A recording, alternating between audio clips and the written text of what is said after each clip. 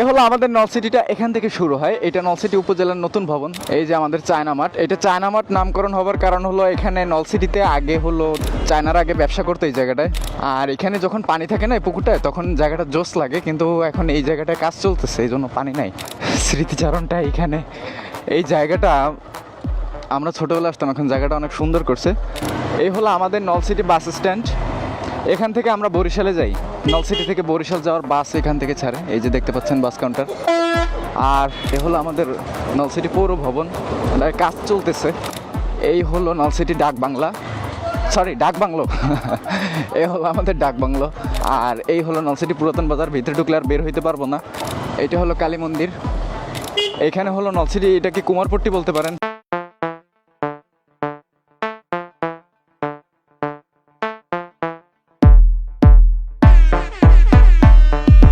British আমলে এখানে কলকারখানা ছিল। ওই যে কলকারখানার কথা বললাম না, ওইটার আর একটা মেশিন। এটা হলো সুগন্ধা নদী, এটা হলো নদীর ওপার, ওই যে ধান ক্ষেত।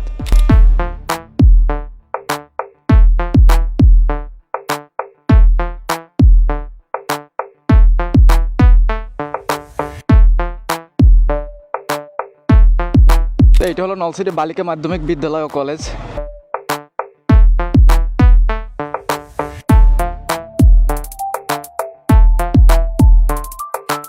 এটা হলো নলসিটি মার্চেন্ট মাধ্যমিক বিদ্যালয়।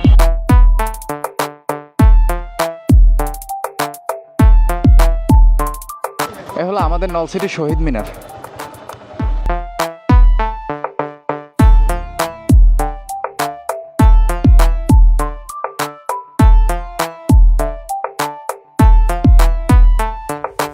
এইটা হলো আমাদের নলসিটি ডিগ্রি কলেজ, সরকারি নলসিটি ডিগ্রি কলেজ।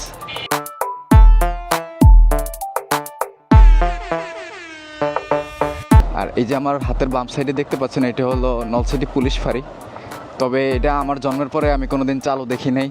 তো এইটা একদম মানে পুরোটা আমার জন্মের পরে আমি এই অবস্থায় দেখছি।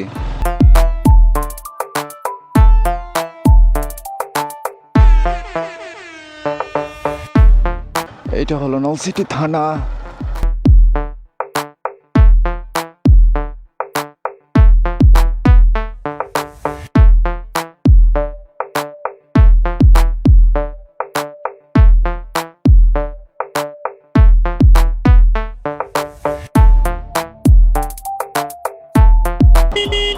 এ হলো আমাদের নলসিটি ফেরিঘাট। এখান থেকে ফেরি পারাপার হয়ে ষাটপাকিয়া যায়। তো ষাটপাকিয়া থেকে যদি আপনি ডানে যান তাহলে বরিশাল, আর যদি বামে যান তাহলে ঝালকাঠি। জ্যোৎস্না জায়গাটা একদম নদীর পার। আমাদের ছোটোবেলার বিকেলবেলার আড্ডার এক অংশ কাটছে এই জায়গাটায়। আমাদের সকল স্মৃতি এই জায়গাটাতে। ওয়াও। তো ওই সাইডে একটা বাংলো আছে, ক্যামেরায় হয়তো উঠবে না, সূর্য পিছনে, পুরো নদীর দৃশ্য দেখতে পাচ্ছেন আপনারা। এখান থেকে ওপরে যাওয়ার পরে যদি বামে যান তাহলে হলো আপনার পুরো ঝালকাঠিতে পৌঁছাবেন, আর যদি ডানে যান তাহলে বরিশাল।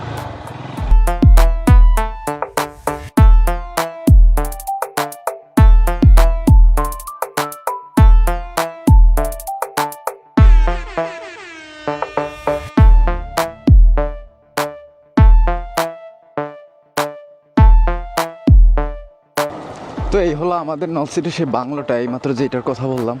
এখানে আমরা ছোটোবেলায় ঘুরতে আসতাম, আর দূর দূরান্ত থেকে মানুষজন এখানে ঘুরতে আসতো।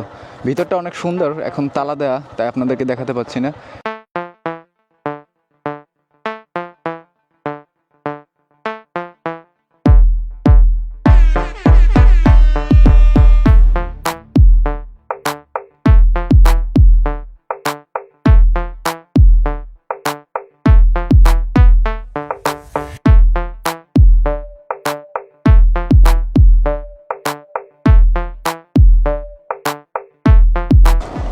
তো ফাইনালি 7 সমুদ্র 13 নদী পার হয়ে আমরা নলসিটি মাটিভাঙ্গা আবাসন চরে চলে আসলাম।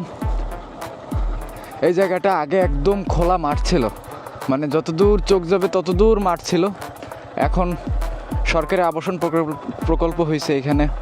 তো এই কারণে দেখা গেছে এখন আর মাঠ নাই, খোলা মাঠ নাই, ছোট ছোট একটু একটু মাঠ আছে, এইসব জায়গায় ওরা খেলাধুলা করছে। আর এগুলো ব্যক্তিগত জমি মনে হয়, অথবা লিজ দেওয়া জমি। আর বাকি সব জায়গাটুকু আবাসন প্রকল্পে চলে গেছে। এটার শেষ প্রান্তে গেলে আমরা নদীটা দেখতে পেতাম। ও গাইস, থানার সামনে এসে আমার গাড়ির তেল শেষ হয়ে গেছে। এখন আমি 2 পা দিয়ে আমার গাড়ি ঠেলতেছি।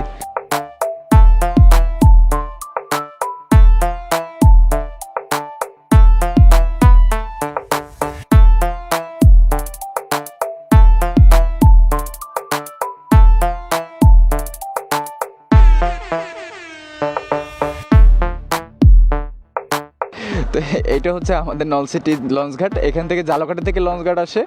উনি মনে করছে আমি জালকাঠি যাব, তো এখান থেকে জালকাঠি আসার পরে এখান থেকে সোজা মানে ঢাকা যে লঞ্চটা যায়, এই লঞ্চটা এখান থেকে যায়।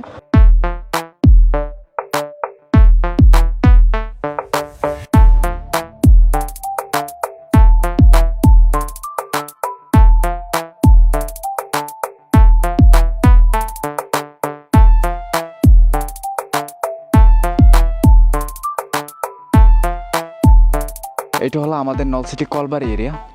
জায়গাটার নাম কলবাড়ি। কলবাড়ি দেওয়ার কারণ হলো ব্রিটিশ আমলে এখানে কলকারখানা ছিল। একদম মানে কাক আর বক এখানে মানে অতিথি পাখি আসে। এইটা নদীর পার, তো ওই সাইডে ওই যে নদী দেখা যাচ্ছে, অতিথি পাখি থাকার কারণে একদম পটি করে সাদা বানাই ফেলছে। তো এই যে জিনিসটা দেখতে পাচ্ছেন সামনে, এরা প্রায় 200 থেকে 300 বছর আগের এই জিনিসগুলো। পুরো এরিয়াটাই অনেক মেশিনারিজ ছিল। তো এগুলো ব্রিটিশ আমলের একদম। তো আমার নানির কাছে শুনছি যে এই মেশিনগুলো যখন চালু করা হইতো তখন পুরো নলসিটি পৌরসভাটা কাঁপতো।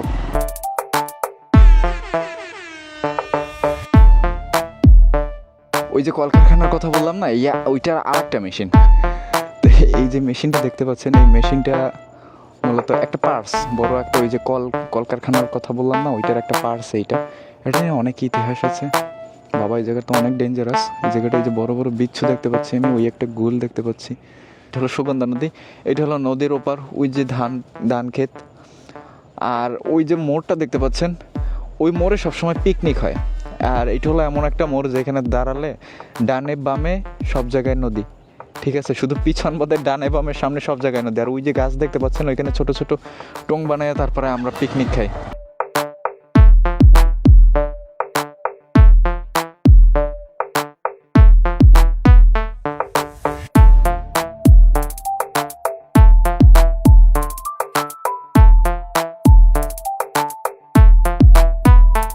দর্শক, আজকের ভিডিও এই পর্যন্তই। সবাই ভালো থাকবেন।